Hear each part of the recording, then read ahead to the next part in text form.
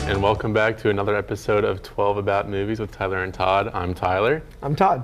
And we apologize. I don't know if we were clear about our schedule, but some people are reaching out asking why we weren't online. Where's the last episode, week. guys? We want to hear about movies. Calm down. They're coming. So our schedule is that we'll do one at the beginning of the month, one at the end of the month, and what this is, which is a kind of a special mini episode where we can talk about whatever we want. And we figured that the best way for y'all to get to know us and what we like is to talk about what came out this year that we really enjoyed. Yeah. What are our top 5 movies of the year? Top 5 so far. Yeah, top 5 is a good idea. I think that's a good number to give them. It's a good rounded number, you know? Yeah, Todd, have you seen 5 movies this year? I've seen at least 5 movies this year. Sometimes I've seen only 5 movies in a week, but this year I've been really just rocking and rolling. Nice, all right. Yeah. Yeah. That made no sense, but it's fine. Let's just go with it. We're rocking and rolling with the movies, all right. All right, so you want to kick it off? Your number 5? Do I want to? Yeah. I guess so. All right. So, I'm going to go with Into the Spider-Verse. Across the Spider-Verse. Across the Spider-Verse. Part 1. Part 1. Yes. Well, it was originally going to be Across the Spider-Verse, Part 1, but then when it came out, it was just like, here's Across the Spider-Verse. Oh, that's right. Yeah. And then it ended, and everyone was like, was there going to be a Part 2? And they were like, yeah. But literally, like in the early promotional parts of the movie, it was going to be Part 1. And now it's Beyond the Spider-Verse is the Part 2. Now it's Beyond the Spider-Verse will be Part 2. Yeah, so I think Across the Spider-Verse, I don't know if I like it as much as Into the Spider-Verse. I will say that. I think the animation is far and away probably the best animation I've seen ever. I mean, it's so creative, it's so layered. They do so many unique, original things that movies just don't get away with doing these days. I think it's just really cool. It's really fun. I'm a big Spider-Man fan when it comes to those types of movies. Like that character is one that's always drawn me ever since I was a kid. And I gotta say, like this iteration, like we have so many Spider-Man films that are happening right now. The last 20 years has been ridiculous with the amount of Spider-Man films. But this animated series so far has really just kind of hit something that I think is unique and different than all the rest, and really just kind of just blows majority of those films out of the water. Although I am still a staunch supporter that Sam Raimi's Spider-Man 2 is the greatest comic book superhero movie of all time. Come at me. I will say I prefer 1 a little bit more. I'm just a big fan of it. Anyways, Yeah, that's so there's that. incredible movie, one of a kind.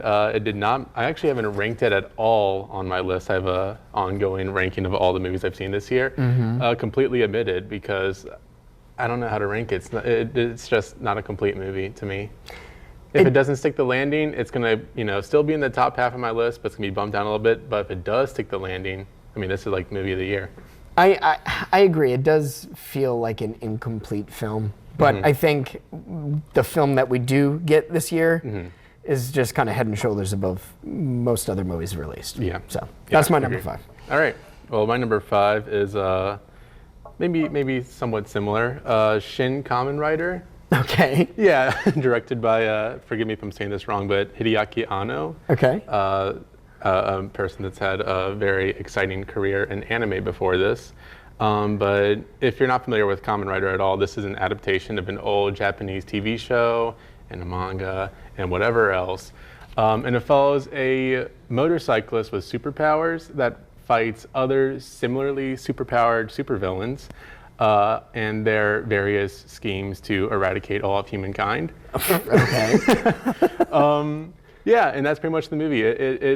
He goes through this gauntlet of supervillains and beats them. Interesting. Yeah, it's like kind of like a battle royale almost. It's not as structured as that. It's more like, oh, we just beat Wasp Man, and now I have to beat Butterfly Man. Are those actual 2 characters? They're called Augs. It's like augments, like a mutant. So there's a Wasp Aug, and yeah. Gotcha. So the movie looks really cheap. Okay. It's like everything is either filmed on location or in front of a green screen, and everyone looks like they're dressed in cosplay. Like this is a very cheap looking movie. And it's a good movie. It's very good because I think it's because the director has such a strong background in anime. Every shot is so precise, so meticulous. I mean, it's exciting from start to finish. Even though the whole movie looks like it was shot on a GoPro, Interesting. it's just hitting you with this breakneck speed. It's very kinetic. But yeah, it made me feel like a little boy watching Saturday morning reruns of Power Rangers. Okay. And if that doesn't sound like a good time to you, then it probably won't be. But I loved it. That is a winning review right there. Yeah. Okay. All right, number 4. I'm going to go with Mission Impossible, Dead Reckoning, Part 1. I knew it would be on there. Yes. I love this franchise so much. I think every single entry is a great movie. Even the worst one in the franchise is still a great movie. And I think that says a lot about those films. I didn't go over the moon for it the way I did for Fallout, but I do think it's so strong. It has some of the best action sequences in the entire series. Probably some of the best sequences in the last 10 years, you know, in terms of action in film. The much talked about train sequence is definitely a high point for the film, the series. Yeah. I mean, it is one of those just nightmare scenarios that just keeps repeating itself as the characters are climbing from one train car to another as things and pianos and hot grease and other stuff is flying down. Just absolute kinetic filmmaking. I think that there was some things about it that felt a little disjointed for me. I think the fact that it was shot in the pandemic kind of limited some of Definitely feel it. the staging and some of the blocking in scenes, which felt off through the cinematography, which also brings me to the fact that this is the first film in the series shot on digital. And it had that glossy sheen that I just don't necessarily care for, especially in certain movies, this being a franchise of a film. Shoot it on film. Not shoot to it on mention 35. the one with, I believe, the most expensive budget to date. Yeah. Yeah. I don't know. So, really great movie, incredible sequences, absolute worth checking out in the theater. Unfortunately, I think you and I were one of 17 people that did this year. This movie really just didn't do as well as they thought it was going to be financially, but it doesn't matter. Still an awesome movie. Not to mention a Part 1 movie that has a satisfying ending. It really does. Yeah. It is a Part 1 in the title, but it definitely feels complete, whereas Spider-Verse, a little less so. Yeah. I know I'm bringing movies down. They're talking about my favorites, but I think that's important because not everything is perfect. Yeah. Mostly, but but yeah, Mission Impossible, great movie. Oh yeah. I think it's a movie of the summer for me. I also haven't seen Barbie or Oppenheimer, so I guess Oppenheimer's my movie this summer. I would imagine. Just something that we mentioned in the beginning, but I am not going to mention movies that we talked about previously on the show, Cool. like Oppenheimer and Do they not make your list? Oppenheimer's my favorite movie of the year, but my number 1 spot is something else. I don't know how that works, but I guess we'll get there. I just want the chance to highlight all these movies. And if I included Oppenheimer, I wouldn't have the chance to talk about Shin Kamen Rider. Is this your alternate universe top 5 then? Yes. In a way? Yeah, Okay. yeah. All right, what's your number 4? All right, my number 4. This is my fancy lad pick. This is my hoity-toity pick. Okay. It's Showing Up by Kelly Reichardt. Okay. Yeah. It came out, I believe, last year. Did in some festival circuits, and now it's available on rental. You can stream it for free, but before you spend $6 on this, I do want to warn you, this is not an entertaining movie, but it is a very enriching movie. I love your list already. Yeah, like the back and forth between Shin Kamen Rider and this movie about a sculptor who doesn't have hot water in her apartment. Is that the driving force behind her story? Is the lack of hot water? That's the main conflict in the movie. Is that it's this sculptor who's played by Michelle Williams who's trying to prepare for this upcoming art show, but of course, real life drama gets in the way. Oh, my weird brother is back, or my apartment doesn't have hot water, or the most exciting thing that happens in the movie is a bird flies around a room for 4 seconds, and then they take it outside. That is the most exciting set piece in the film. Sounds even more exciting than the train sequence in Mission Impossible. Yeah, with all of Kelly Reichardt's films, or most, Old Joy and Wendy and Lucy, it's not really something that follows something. It is just about something. And I think this is a really good movie that's about, art, the creation of it, the struggle to communicate something with your art, while also keeping at bay, all of life, everything that like comes to you and that's unique to you. It'd be nice to like completely disappear inside your medium of choice, but to ignore life is to stop living entirely. I don't know. It's beautiful, man. I love that. Yeah, it's a fun movie. Andre 3000's in it. He plays the flute a whole lot. But yeah, it's not entertaining, but I did get a lot out of it. That's all that matters. Yeah. Okay. All right. My number 3, I think, is also on your list. It's the new Wes Anderson picture, Asteroid City, which I don't know. I mean, everyone's been. I feel like everyone should be a fan of Wes Anderson and should have been for decades now. And he's made incredibly strong films. I think that this one is definitely in the upper echelon of his filmography. It's something about the way that story was presented in such a unique way, with a radio show being performed on stage, and what you're actually watching as the film is the actors that are in the stage play performing, but it's the set decorations. Obviously, with Wes Anderson, they're I think like a highlight of all of his films is production design, and the way that this film was designed and shot, it doesn't take place on a stage, but it basically does. Yeah. In a way, and it's just so wonderfully captured. The writing is incredible. The characters, I think, are some of his more deep characters that he's written in quite a long time. I think Jason Schwartzman might give his best performance ever. I'd say definitely. I think he's absolutely incredible in it, and it's so interesting to watch his career kind of start and continue with Wes Anderson's through, as he played a teenager in Rushmore, and now he's playing a father to a teenager in this film. It's just, I just really, really loved it. It's really unique. I think it's just a real special movie, and it talks a lot about grief and overcoming loss and trying to find yourself. And I just thought it was wonderful. Yeah, I agree. I think when I first saw it, I've seen Asteroid City now 3 times since its release. The first time I saw it, I was really like taken aback because I see the trailers and I'm thinking like, oh, some sort of nuclear age like alien movie, and I'm sure the alien's going to inspire some sort of existential crisis, but instead the existential crisis was inspired by something else completely different. I mean, this might be my favorite.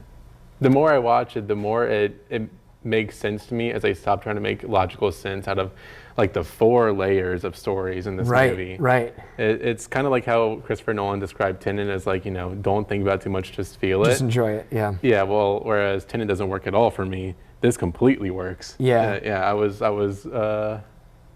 quite impacted by the third viewing. The layered storytelling of this film is definitely, I think, that one of the best storytelling. I think it's one of the best scripts that he's written. Definitely. I mean, just the way that he formulated that story and how it came to be is just so interesting. The movie tells you what it's about with like every other line. Not even lines. The amount of visual exposition that he's able to convey to the viewer, like normally would take, I think, certain filmmakers 30 to 90 seconds to get across. He's able to get across in one shot or amazing, one camera move. It's It feels like seeing someone like at the height of their powers. Absolutely. No one else is doing it like Wes Anderson. And I know there's like a lot of like critics out there of his dollhouse art style, or like imitators on TikTok being like, what if I went to my grandma's funeral, but if it was a Wes Anderson movie? Yeah. But this movie has the tact to actually comment on his dollhouse art style, and supposes that maybe it's this need for perfect, like synchronized control is trying to compensate with the chaos in the world, or why I am the way I am, or the why is my heart beating so fast? Yeah, that kind of thing. Yeah, it's beautiful. That's my number 1 pick. you spoiled it. Now I have to find something else to talk about. Damn it. All right, what's your number 3? Number 3 pick is Knock at the Cabin, M. Night Shyamalan. Did you see this one? I loved it. It was on my short list. It's an honorable mention for me. Yeah. But yeah, great film. It's on Prime right now if y'all want to check it out. It's about I guess you would say, a happy family vacation interrupted by four strangers who ask them to make the ultimate sacrifice to stop unthinkable horrors. Yeah. And it was certainly marketed as a horror film, but I came away feeling like it was very wholesome. It was like life affirming, I feel like. It was, because even what these four strangers are trying to do, while it's violent and horrifying for the family, they're trying to do the right thing. Yeah. And they understand that what they're asking this family to come to a decision of is a horrible thing, and that they don't even want to have to do it, but they have to do it, because if they don't, planes are going to fall from the sky.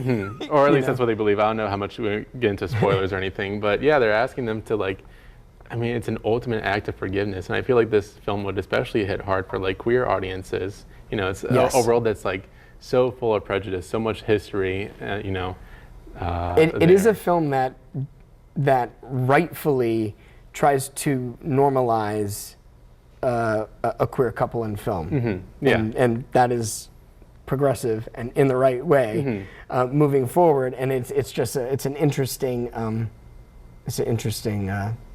take on that. Yeah, but not even that. It's like asking this queer couple to like commit like an act of forgiveness that's like so big it's almost biblical. That and is it's like true. This world is not fair, but you need to do this for, I don't know, some higher power says so. Right. I don't know. It's a very engaging film. It's one to think about, like, could I, you know, make this sacrifice? And I don't know. M. Night's really been on a kick lately. Between this and Old, he's gotten insanely precise performances out of some of our best actors in these like very tonally complex films. Yeah. I'm far from like an M. Night like apologist. He's made some stinkers. No doubt. But this, I mean, very important movie, I feel like. Yeah. No, it's cool. And I think Dave Bautista, who really only kind of jumped into the acting world with Guardians of the Galaxy and so on, I think he gives his best performance as well in this film. Yeah. And Jonathan Groff, who I've only ever seen in The Matrix. Yeah, he's great. He's great. Yeah. Groff is great. Okay. Number two? Yes, you're number two. Number two. All right, I'm choosing The Integrity of Joseph Chambers, which is a film that I watched here in the last few weeks that I've been looking forward to for a while. Written and directed by Robert Michaud.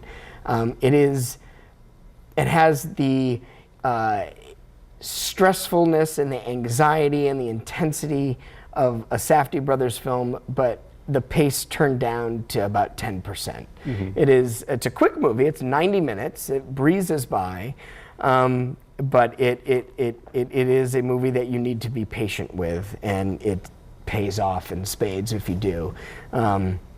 Just a brief, plot summary is this guy, he, with the state of the country and, the threat of, whatever happening at any given time, this guy wants to be able to prove to himself that he could,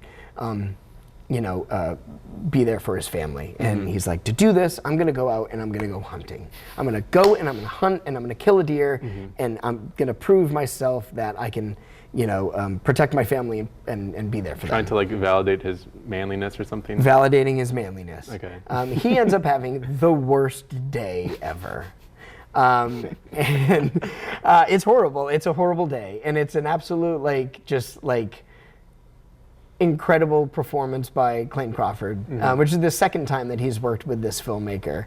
They did a movie a few years ago called The Killing of Two Lovers, which I absolutely loved. And I think this one is just a real strong follow-up from them. And it says a lot about the state of manhood in the country at this time. You have a lot of people that are just trying to prove themselves, whether it's out on the streets or social media. You see so much of it. Here's a guy that wants to actually test himself. I think he failed the test. I mean, it's a fool's errand, isn't it? The moment you set out to do that test, you kind of admit. It's a great movie. You can find it. It's on Amazon Prime, streaming on that. So totally easy to check out. But I really recommend it. Integrity of Joseph Chambers. Very excited to watch this one. Very excited. Cool. All right, so my number two, I suppose it's time? Yeah. I've been waiting to talk about this one for a while. Oh boy, here we go. It's Blackberry.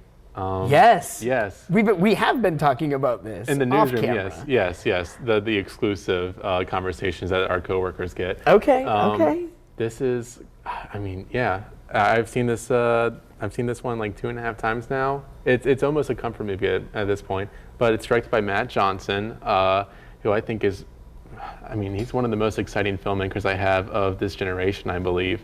Matt Johnson, unlike anyone else, can visualize very well how people have ingrained themselves in not even that, but in like ingesting popular culture and like making it part of their personality. And I think this movie about the creation of the BlackBerry phone is the perfect fit for him, because you have it goes through idea, development, and then what ultimately happens. I mean, you're not watching this on a BlackBerry right now. we know how this movie ends. Yeah.